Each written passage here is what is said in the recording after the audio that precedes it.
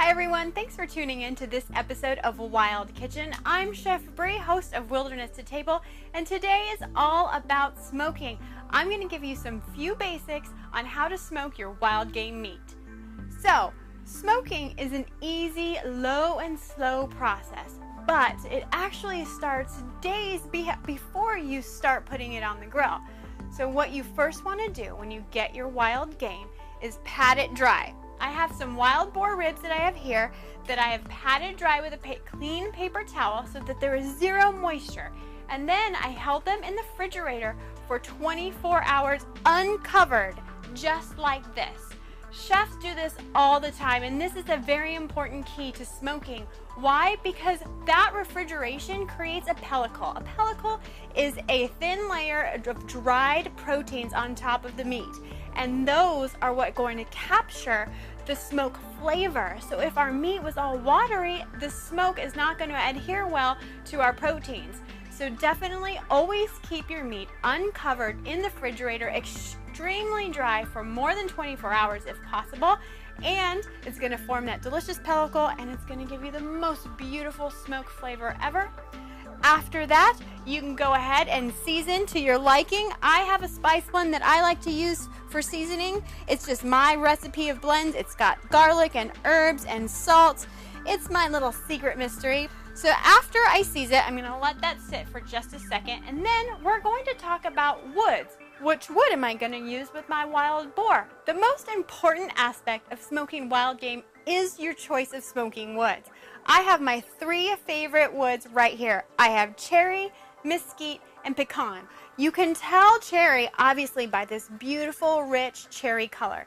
Cherry wood, when smoked, is going to give your game meat a fruity, mild, sweet flavor to it, and this is generally good for all types of wild game. So it's always a go-to staple in my house. I love mesquite. It's got this beautiful texture, it's stringy, and it also happens to be the hottest burning wood. So always have that in your mind when you're using mesquite woods, but it pairs wonderful with venison, not so much with waterfowl or quail like that. This packs a punch, so you definitely need that game flavor to go with it. To round out our wild game smoking woods, I love to have pecan smoking wood on file. I use this for delicate flavored items such as fish and upland game like quail and pheasant. This beauty, these pecan woods, are going to impart a nice subtle flavor without overpowering those delicate meats. That's why I like to keep it on hand. The quality of your smoking woods when smoking wild game is probably the most important aspect of the smoking process.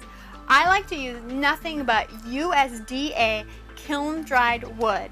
That ensures that there are 0 bugs in your wood and that all the moisture is out. When all the moisture is out, you're definitely going to get that wonderful smoke flavor that the wood has to offer.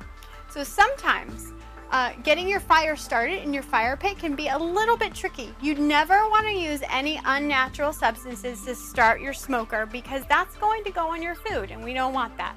So I like to take a small hatchet and I cut my wood down into like the size of a big pencil, and this is what I lay down and light first. On top of these small pieces, I go to medium-sized pieces. So we're always going from small to large. I lay down medium-sized pieces that I've cut from a big piece, and then I'm going to end it with large pieces on top. So essentially the small ones get lit, then the medium and the larger ones. And essentially this is what it looks like when I finish putting them all together to smoke my fire. I hope these simple smoking tips inspire you to get out and smoke your wild game as well.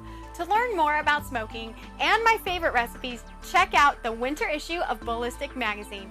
And if you happen to make some of my dishes, always hashtag me at Wilderness to Table and Ballistic Magazine on social media, and stay tuned for the next episode of Wild Kitchen.